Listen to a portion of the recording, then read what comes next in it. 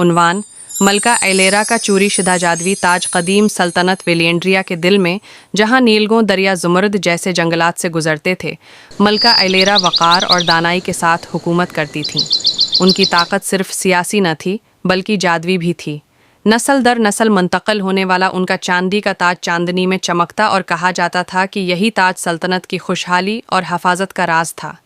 सतारों के तहवार की शाम, जब विलेंड्रिया के आसमान रोशनियों से जगमगा रहे थे, एक सानिहा पेश आया।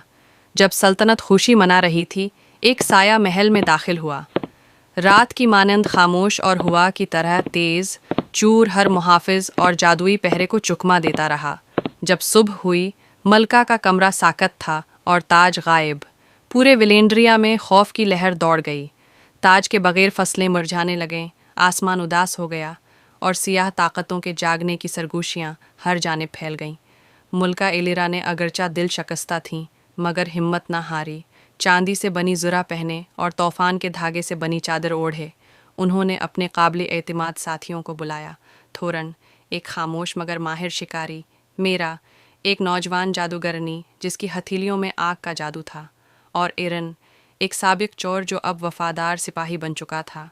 वो खंडरात, भटकी हुई जंगलात और समंदर की गहराइयों तक ताज के सराग में गए। उन्हें पता चला कि ताज को लॉर्ड वारक ने चराया है, एक जला वतन सरदार जिसे ताकत की होश ने पागल बना दिया था।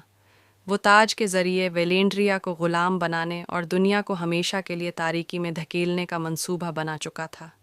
आखिरी मार्का नोक्थुलू की चट्टानों पर हुआ, जहां मलका एलेरा ने वार्क का सामना किया। उनकी आवाज़ अंधेरे में घंटी की मानंद गूंजी, तुम ताज रख सकते हो, मगर मेरे लोगों पर कभी हुकूमत नहीं कर सकते। बादल गरजे, मेरा की आग वार्क के स्याह जादू से टकराई। थोरन के तेर बजली की तरह चले और एरन की तलवार चंगारियों से टकराई। रोशनी के एक धमाके और कुर्बानी के बाद ताज वापस हासिल हो गया, लेकिन वारक अंधेरों में गायब हो गया, ये कहते हुए कि वो फिर लौटेगा।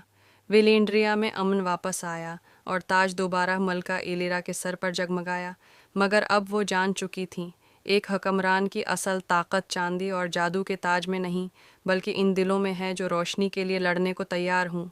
ख़त्म शद।